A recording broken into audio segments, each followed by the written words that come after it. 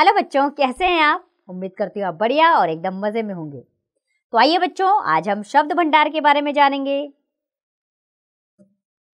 और बच्चों, शब्द भंडार में हम सबसे पहले पर्यायवाची शब्द पढ़ेंगे।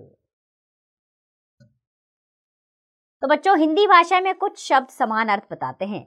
जैसे कि सामने चित्र हैं, चित्र में सूरज, सूर्य, भानु, दिनेश एक ही हैं। समानार्थी शब्द। और दूसरे चित्र में उपवन, वाटिका, बाग, बगीचा, ये भी समानार्थी शब्द हैं। तो इन चित्रों के साथ लिखे शब्द एक साथ प्रकट कर रहे हैं, अतः ये पर्यायवाची शब्द है। अर्थात समान अर्थ बताने वाले शब्द समानार्थी या पर्यायवाची शब्द कहलाते हैं। आइए कुछ पर्यायवाची शब्द पढ़ लेते हैं। जैसे असुर के पर्यायवाची शब्द हैं दैत्य, निशाचर, दानव, राक्षस, रजनीचर। और अमृत के पर्यायवाची है सुधा, पीयूष, सोम, अमीय, सुरभोग। आग के पर्यायवाची हैं अग्नि, अनल, पावक, ज्वाला, हुताशन। आकाश के पर्यायवाची हैं नभ, व्योम, अंबर, गगन, आसमान। ईश्वर के पर्यायवाची प्रभु, परमात्मा, भगवान, ईश, जगदीश। और गंगा के पर्यायवाची है देव, नदी, जाह्नवी, सुरसरी, त्रिप्रथा, भागीरथी। चंद्रमा के पर्यायवाची चंद्र, शशि, राकेश, चांद, हिमांशु। जल के पर्यायवाची हैं पानी, नीर, वारी, शरीर, तोय। और पृथ्वी के पर्यायवाची हैं धरा, वसुधा, मही, भूमि, धरती। सिंह के पर्यायवाची हैं वनराज, मृगराज, शेर, पंचानन, केसरी। वायु के पर्यायवाची हैं समीर, पवन, अनिल, हवा, बयार। और रात के पर्यायवाची हैं रात्रि, निशा, रजनी, विभावरी, यामिनी। पर्वत के पर्यायवाची हैं पहाड़, नग, भूदर, गिरी, शैल। और मनुष्य के मानव, आदमी, नर, मानुष, मनुज। नदी के पर्यायवाची हैं सरिता, तटिनी, तरंगिणी, निर्झरणी, सलीला। माता के अम्बा, जननी, माँ, अंबिका, धात्री पर्यायवाची शब्द है।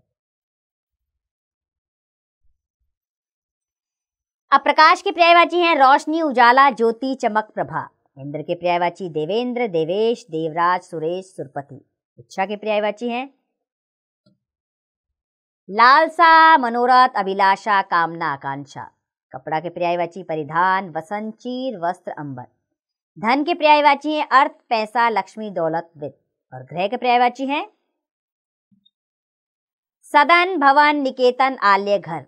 और सोना के स्वर्ण, कुंदन, हेम, कंचन, सुवर्ण। समुद्र के पर्यायवाची हैं सागर, वारिधि, पयोधि, जलधि और अम्बुधि। ये पढ़े हमने पर्यायवाची शब्द। अब हम पढ़ेंगे विलोम शब्द।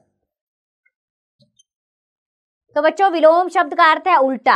हिंदी भाषा में कुछ शब्द एक दूसरे का उल्टा अर्थ बताते हैं। जैसे दुख में सुमिरन सब करे, सुख में करे न कोई। जो सुख में सुमिरन करे तो दुख काहे को होए। तो बच्चों, इस दोहे में दुख व सुख एक दूसरे का उल्टा अर्थ दे रहे हैं, अतः ये विलोम शब्द हैं। अर्थात एक दूसरे का उल्टा या विपरीत अर्थ बताने वाले शब्दों को विपरीतार्थक या विलोम शब्द कहते हैं। आइए कुछ विलोम शब्द पढ़ लेते हैं। जैसे आदान का विलोम प्रदान, इच्छा का अनिच्छा, आलसी का परिश्रमी विलोम, गहरा का उथला, आगामी का विगत। धनी का विलोम निर्धन, आस्तिक का नास्तिक, दुर्लभ का सुलभ, अनुज का अग्रज, खरा का खोटा, अपना का पराया और दयालु का निर्दयी है विलोम शब्द। अल्प का अधिक, आगत का अनागत, आवश्यक का अनावश्यक, सरस का नीरस, आरोह का अवरोह, हानि का लाभ, अनुराग का विराग। और बंधन का विलोम मुक्ति, अनुकूल का प्रतिकूल, कर्म का अकर्म, अधिक का न्यून, ऐच्छिक का अनैच्छिक, चल का अचल, चतुर का मूर्ख, घृणा का प्रेम, रक्षक का विलोम भक्षक। इसी तरह गृहस्थी का सन्यासी, ग्रामीण का शहरी, गुप्त का प्रकट, तिरस्कार का पुरस्कार, नवीन का प्राचीन, कृत्रिम का प्राकृतिक, निद्रा का जागरण। ज्ञान का अज्ञान, प्रकाश का अंधकार, स्वाधीन का पराधीन, गमन का आगमन, विरोध का समर्थन, तरुण का वृद्ध, स्थिर का अस्थिर। और आर्द्र का शुष्क, अर्थ का अनर्थ, अनुरिक्ति का विरक्ति, उपेक्षा का अपेक्षा, उपयोग का अनुपयोग, सुगंध का दुर्गंध, ठोस का, इसको दोबारा पढ़ती आर्द्र से, आर्द्र का शुष्क, अर्थ का अनर्थ, अनुरिक्ति का विरक्ति, उपेक्षा का अपेक्षा, उपयोग का अनुपयोग। सुगंध का दुर्गंध, ठोस का विलोम तरल, कायर का वीर, सभ्य का असभ्य, संक्षेप का विस्तार, दुर्गुण का सद्गुण, आयात का निर्यात। अल्पायु का दीर्घायु, बंधन का मुक्ति, उर्वर का उसर, सक्रिय का निष्क्रिय, हिंसा का विलोम अहिंसा, जंगम का स्थायर, निर्माण का ध्वंस और आदि का विलोम है अंत। अब पढ़ेंगे हम बच्चों श्रुति सम भिन्नार्थक शब्द। तो बच्चों, किसी भाषा में कुछ शब्द ऐसे होते हैं जो सुनने में तो समान प्रतीत होते हैं, किंतु उनकी वर्तनी और अर्थ में कुछ अंतर होता है। जैसे हमने अपना ग्रह कार्य कर लिया। हमारे सौर मंडल में 8 ग्रह हैं, तो इन वाक्यों में ग्रह और ग्रह शब्द सुनने में लगभग एक जैसे लग रहे हैं, किंतु इनकी वर्तनी में अर्थ में भिन्नता है। अतः यह श्रुति सम भिन्नार्थक शब्द है। अर्थात ऐसे शब्द जो सुनने में एक जैसे प्रतीत हो किंतु उनके अर्थ में भिन्नता हो, श्रुति सम भिन्नार्थक शब्द कहलाते हैं। आइए ऐसे ही कुछ श्रुति सम भिन्नार्थक शब्द पढ़ें।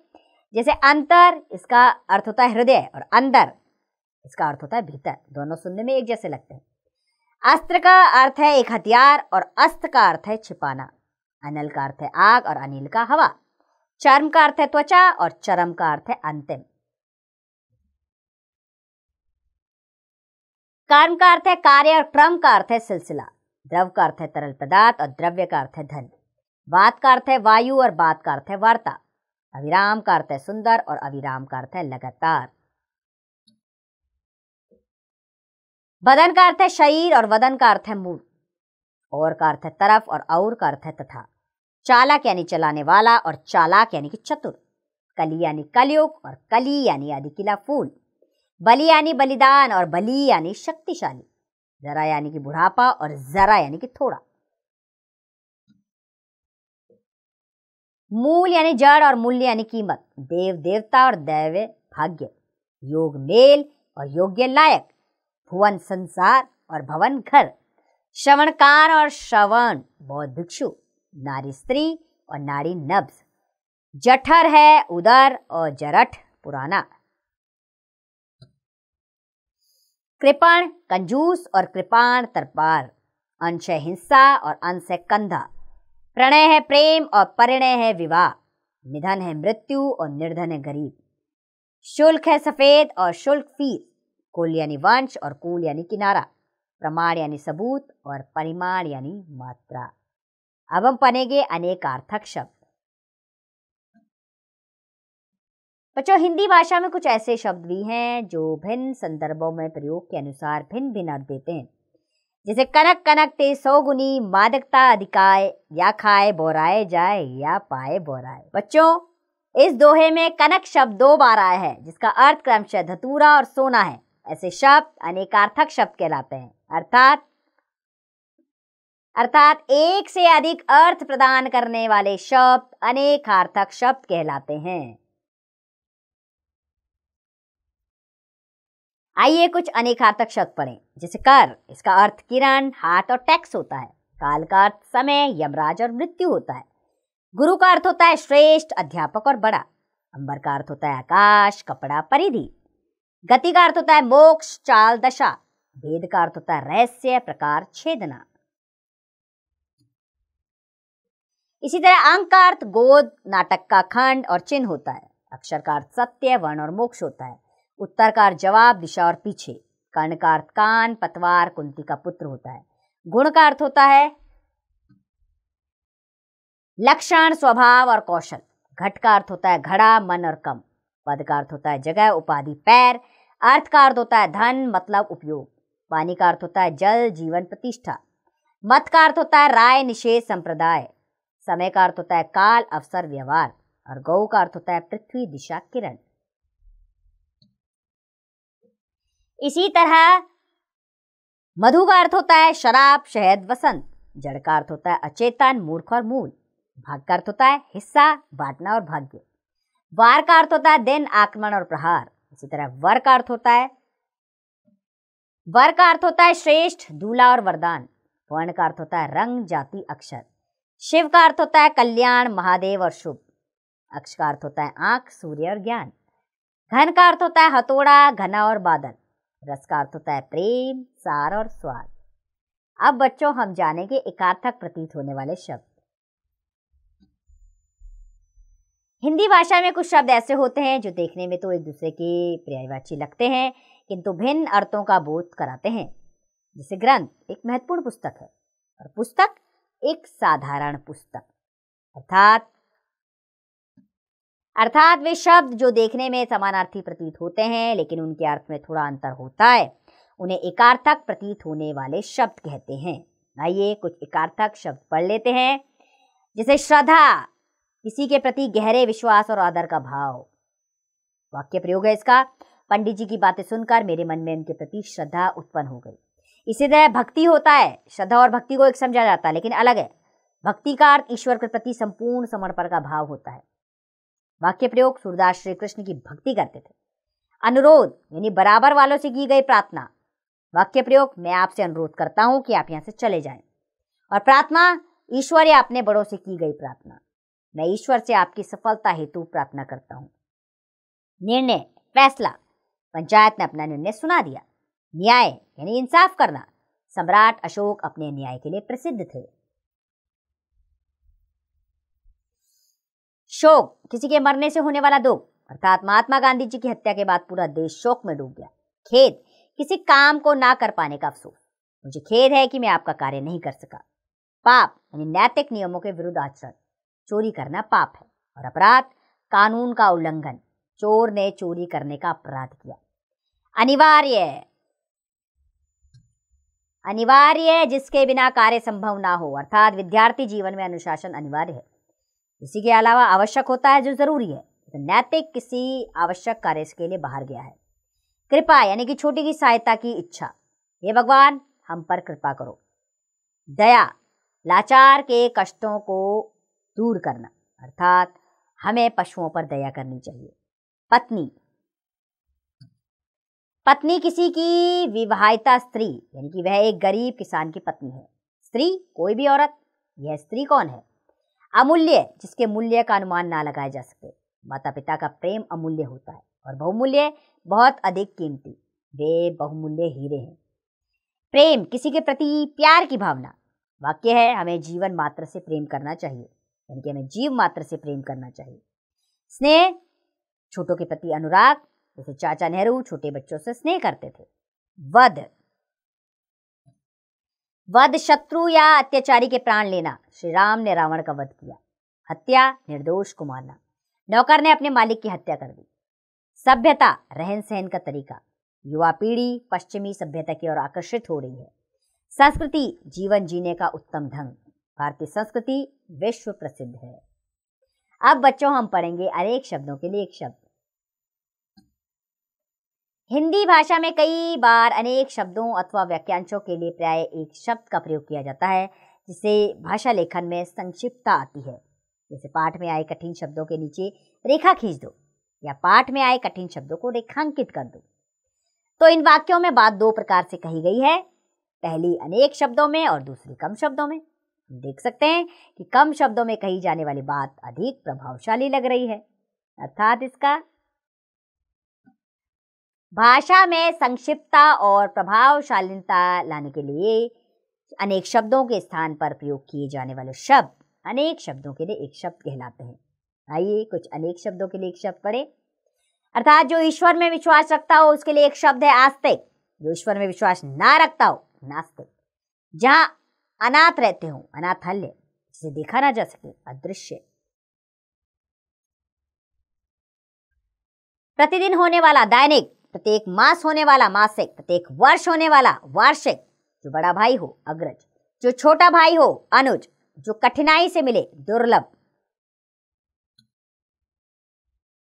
जहां जाने में कठिनाई हो दुर्गम, शाक सब्जी खाने वाला शाकाहारी, मांस खाने वाला मांसाहारी। इतिहास का ज्ञाता इतिहास वेता, जिसका आकार हो साकार, जिसका कोई आकार ना हो निराकार। काम से जी चुराने वाला कामचोर, दूर की सोचने वाला दूरदर्शी, जो किसी का पक्ष ना ले निष्पक्ष, जिसकी कोई कीमत ना हो अमूल्य। जो कभी ना मरे, अमर। जो कभी बूढ़ा ना हो, अजर। जिसका अंत ना हो, अनंत। जिसका इलाज ना हो सके, असाध्य। जिसमें रस ना हो, नीरस। सब कुछ जानने वाला, सर्वज्ञ। जिसमें बल ना हो, निर्बल। रचना करने वाला, रचयिता। जिसमें कोई संदेह ना हो, निसंदेह। जिसे दंड का भय ना हो, उदंड। जो बिना वेतन के काम करे, अवैतनिक। उपकार को ना मानने वाला, कृतघ्न। उपहार मानने वाला, कृतज्ञ। शरण में आया हुआ, शरणागत। जिसके पार देखा जा सके, पारदर्शी। युद्ध में स्थिर रहने वाला, युधिष्ठिर। जो पहले ही हो चुका हो, भूतपूर्व। जिसका कोई शत्रु ना हो, अजात शत्रु। अचानक होने वाली बात, आकस्मिक। जो अधिक बोलता हो, वाचाल। तो बच्चों, आपके अध्याय के लिए यानी आपके अभ्यास के लिए हम इस अध्याय को एक बार दोहरा लेते हैं। अर्थात समान अर्थ बताने वाले शब्द समानार्थी या पर्यायवाची शब्द कहलाते हैं। एक दूसरे का उल्टा या विपरीत अर्थ बताने वाले शब्दों को विपरीतार्थक या विलोम शब्द कहते हैं। ऐसे शब्द जो सुनने में एक जैसे प्रतीत हों किंतु उनके अर्थ में भिन्नता हो, श्रुति सम भिन्नार्थक शब्द कहलाते हैं। एक से अधिक अर्थ प्रदान करने वाले शब्दों को अनेकार्थक शब्द कहते हैं। ऐसे शब्द जो देखने में समानार्थी प्रतीत होते हैं लेकिन उनके अर्थ में थोड़ा अंतर होता है, उन्हें एकार्थक प्रतीत होने वाले शब्द कहते हैं। भाषा में संक्षिप्तता और प्रभाव वृद्धि के लिए अनेक शब्दों के स्थान पर प्रयोग किए जाने वाले शब्द अनेक शब्दों के लिए एक शब्द कहलाते हैं। तो उम्मीद करती हूँ बच्चों, यह अध्याय आपको अच्छे से समझ आया होगा। अब इसका अभ्यास कार्य आप स्वयं कीजिए।